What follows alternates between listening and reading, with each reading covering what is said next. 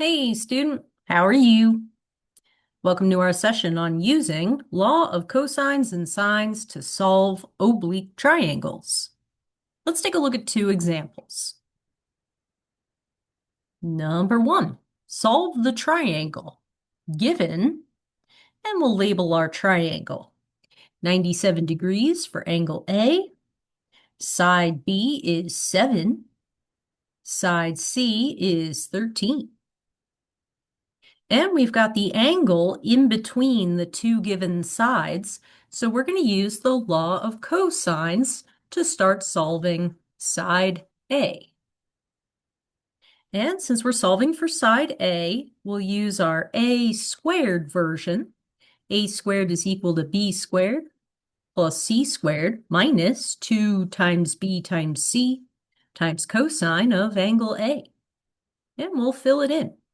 We're looking for side A, so we've got A squared is equal to 7 squared plus 13 squared minus 2 times 7 times 13 times cosine of 97 degrees. And we'll make sure our calculator is in degrees. And then we can actually go ahead and solve for A. We get the square root. A is equal to the square root of this entire side. To get rid of the power of 2, we take the square root. Yeah, we'll pop this into Desmos, making sure that we are in degrees. In degrees. And then I need the square root button down here. And square root, there it is, the square root of our expression.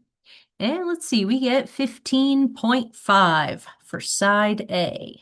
15.5, and we'll fill that into our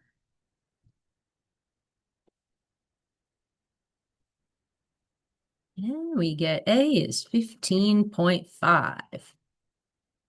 Now we have enough information. We can solve for angle B using our law of sines.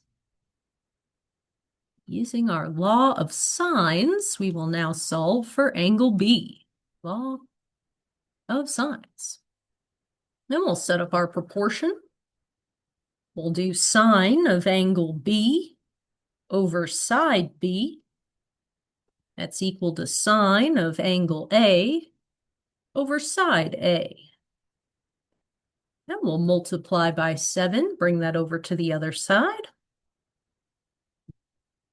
And we get 7 times sine of 97, all divided by 15.5.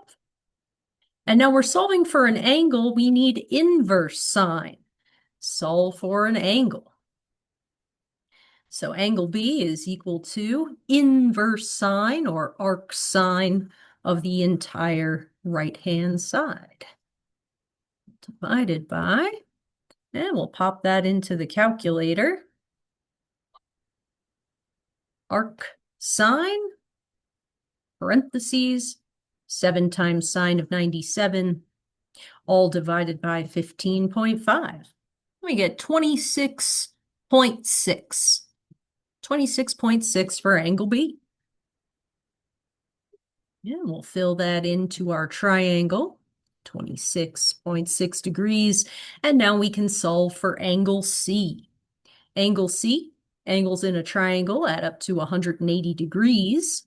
So if we add 97 plus 26.6 plus angle C, that'll equal 180 degrees. So we get 180 minus 97 minus 26.6, and we get 56.4 degrees for angle C. And there is our triangle ABC solved for all the angles and sides. Let's do one more example.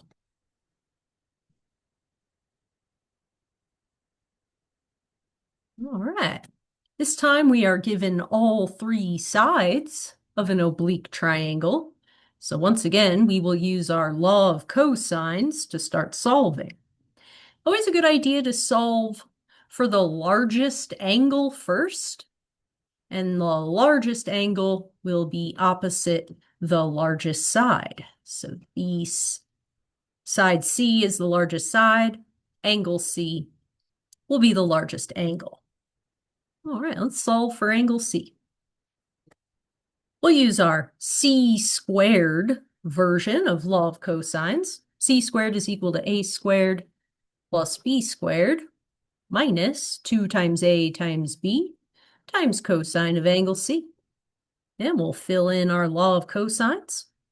9 squared is equal to 5 squared plus 8 squared minus 2 times 5 times 8 times cosine of angle C, which is what we are solving for. 9 squared is 81.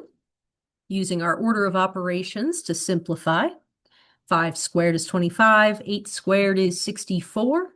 I'm going to multiply 2 times 5 times 8. We get 80 times cosine of angle C. Cosine of angle C. And then we'll add 25 plus 64. We get 89 minus 80 times cosine of angle C. Now, be careful here. You cannot subtract 89 minus 80 since 80 has a variable attached.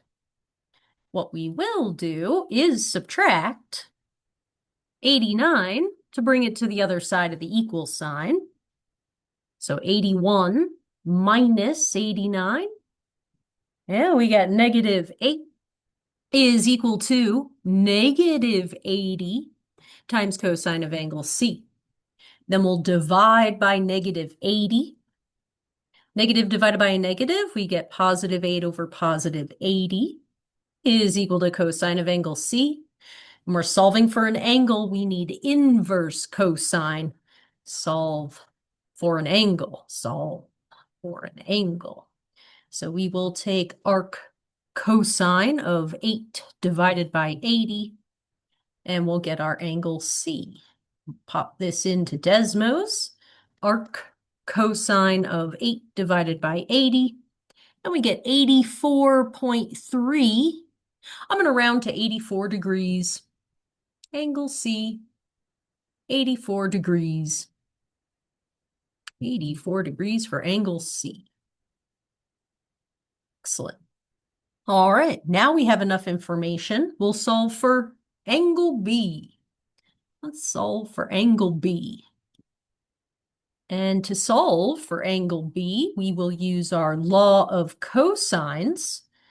Now that we have angle C and side C, law of cosines. Sines, there it is.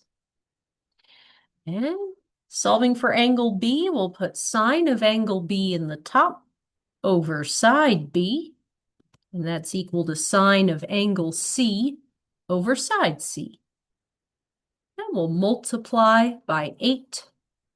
Bring that over to the other side of the equal sign. And then we're solving for an angle, we need inverse sine. Solve for an angle. So angle B will be equal to arc sine, inverse sine, of 8 times sine of 84, all divided by 9. And we'll pop that into Desmos, or your calculator. Arc sine, parentheses, 8 sine of 84, all divided by 9. I get 62.1. I'm going to round to 62 degrees. Angle B, 62 degrees. And we'll fill in our triangle, 62 degrees. And now we have enough information to solve for angle A. Angles and triangles add up to 180 degrees. And we can solve for angle A. Move this down here, you can see it. 180 minus 84 minus 62, and we get 34 degrees. And that concludes using law of cosines and sines to solve triangles. Thanks so much for joining our session, and I'll see you next time.